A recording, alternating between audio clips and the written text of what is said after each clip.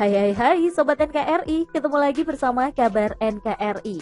Nah Sobat, lagi-lagi nih kita informasikan kabar terbaru mengenai KRI Nanggala 402 yang memang masih belum ditemukan keberadaannya. Namun KRI Nanggala 402 kini dinyatakan tenggelam di palung laut berarus kencang. Nah kira-kira seperti apa informasi selengkapnya?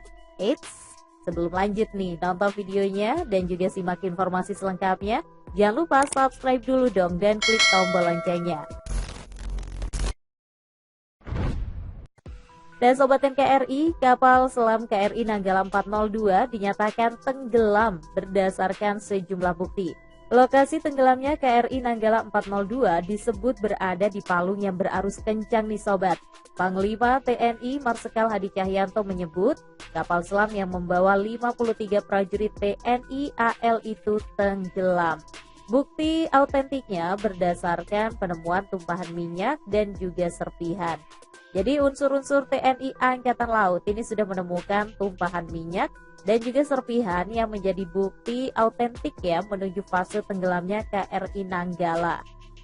Selama 4 hari, TNI dibantu oleh seluruh instansi terkait dan juga armada militer negara sahabat berupaya mencari KRI Nanggala 402. Dan Sabtu dini hari kemarin merupakan batas akhir dari ketersediaan oksigen di kapal selam tersebut jika tidak terjadi blackout atau listrik mati. Nah, menurut penuturan kelompok ahli Gubernur Bali bidang kelautan dan perikanan I Ketut Sudiarta, lokasi tenggelamnya KRI Nanggala 402 di Laut Utara Bali ini merupakan wilayah transisi loh Sobat. Emang wilayah transisi itu apa sih?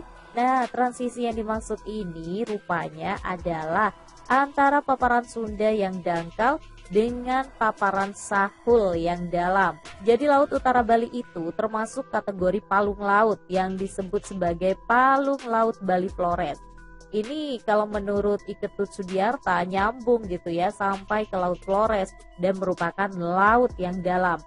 Sudiarta menjelaskan nih Sobat, kalau laut dekat Selat Lombok kedalamannya hingga mencapai 1,3 km.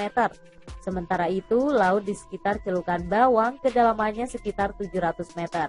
Karena itu, semakin ke timur, laut tersebut semakin dalam dan masuk kategori palung laut. I Ketut Sudiarta ini juga menjelaskan ya Sobat, kalau arus di Laut Utara Bali ini memang termasuk yang mendapat arus global, sehingga relatif kuat dan juga memutar. Arus kuat itu karena adanya angin global ke Selat Makassar.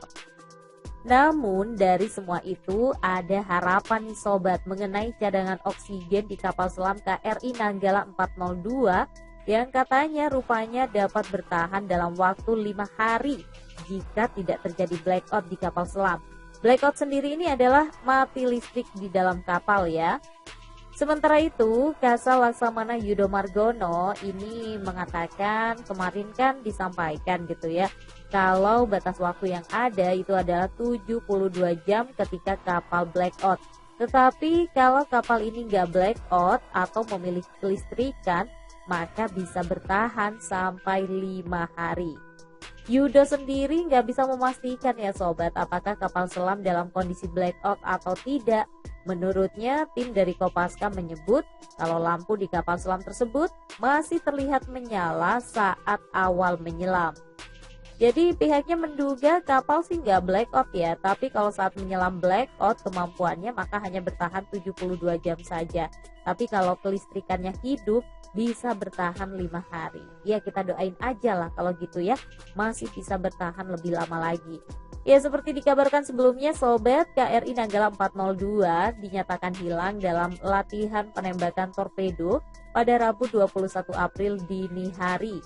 TNI melakukan fokus pencarian KRI Nanggala 402 di laut sebelah utara Bali, yaitu sekitar 40 km dari Celukan Bawang, Kecamatan Gerogak, Kabupaten Buleleng, Bali. Di lokasi ini ditemukan tumpahan minyak dan juga daya magnet yang besar yang diduga bersumber dari KRI Nanggala 402. Ya, itu dia kabar terkini mengenai KRI Nanggala 402 yang akhirnya kali ini dinyatakan tenggelam. Ingat, bukan meledak ya, katanya sih tenggelam. Tapi semoga saja lah bisa segera ditemukan. Begitu pula dengan para awaknya sejumlah 53 orang itu tadi ya, semoga juga masih diberikan keselamatan. Oke, sampai di sini dulu Sobat NKRI informasinya. Kita ketemu lagi dengan kabar seputar militer dan kabar update lainnya di kabar NKRI. Sampai jumpa.